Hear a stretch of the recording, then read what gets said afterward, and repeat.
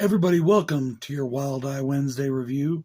This is Bronco Juggalo, and today I have for you Parts Unknown. Now, this film is from 2018 and directed by Richard Chandler. They even got Jake the Snake Roberts to be a part of it as the voice of the Holiness. A family of disgraced wrestlers go insane and embark on a killing spree. Now, this had a $10,000 budget. And it was filmed around the Boston area. In fact, our good friend Dave Maggot knows some of these people. Now, this movie clocks in at 1 hour and 54 minutes. And at that time, I can say it is about 40 minutes too long. There is some good to this movie. There is some bad to this movie. We're going to talk about the things that we liked about this film.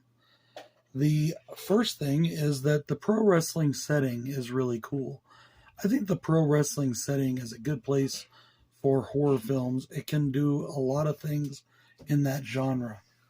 One of the things I liked about this movie is we get a version of Big Time Bex that's completely insane. And I only mean that visually. One of the characters looks like they may have taken some inspiration from Becky Lynch and a couple other female wrestlers. But I just thought that was pretty cool. By the way, that actress's name is Sarah Michelle, and she plays a character named Kitty Von Strasser. Now, Kitty Von Strasser is psycho good, and Sarah Michelle makes the performance awesome. Sarah Michelle does an amazing job and is the best actor in this film, if you ask me. She does the best job. You completely believe that she is completely insane, and it's just awesome to watch. You do feel kind of bad for some of the characters. You see some of the negatives that can happen in the professional wrestling world and how it can impact them and their lives, and especially on the indie scene. And you see all these people go from being big time down to back to the indies and struggling for, to keep food on the table, so to speak. And it very much reminded me, there's this one scene where one of the persons, he's at a con, and he's just sitting there with a whole stack of 8x10 glossies of himself. And there's nobody at his table, but there's people at other places, other lines.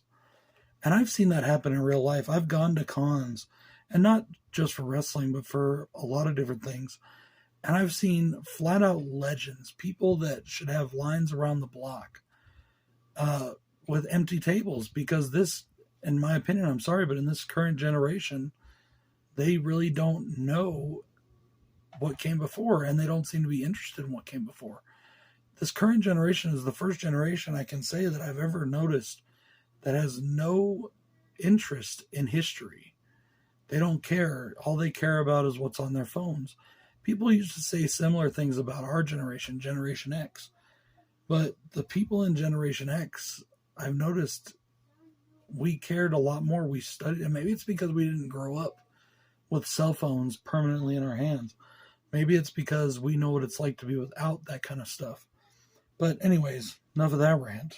Now, as far as the cons go, there is some very weird, no-nonsense transitions, but they only do them in the beginning of the film, and then they stop doing them, so it just kind of made no sense to me why they did that at all. The film is too long. There's too much dialogue filler, and honestly, there's some useless characters. This film takes a turn into a supernatural aspect. And even though that can sometimes be good, I don't think this film needed it. And so the supernatural aspects of this film is definitely on my con list. And it does make up a good chunk of the film. The kills in this movie are not very good. Or is cheap, decent. There's one scene where a nipple gets cut off. That looks terrible. But the rest of it isn't bad.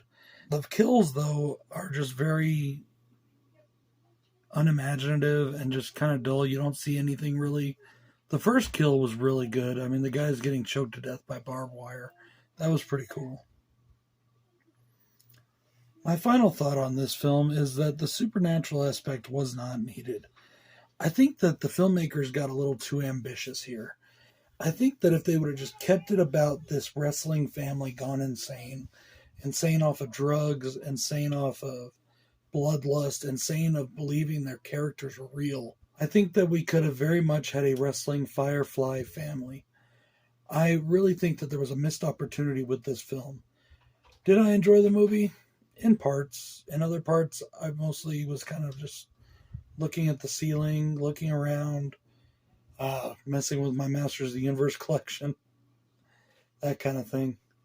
I filmed this in my office, though, and there are some very gruesome, dark parts, and there's some sexually dark parts that I had to keep looking behind me to make sure my kids weren't watching, because they're in the room right next to me. So, that's the final thoughts, guys. This movie isn't terrible, but it's not the best, and I feel that it was a huge missed opportunity. I think if this movie was re-edited and redone, it may have been a bit better. That's my thoughts on Parts Unknown, guys. I hope you enjoyed it. This is Bronco Juggalo saying peace. Cut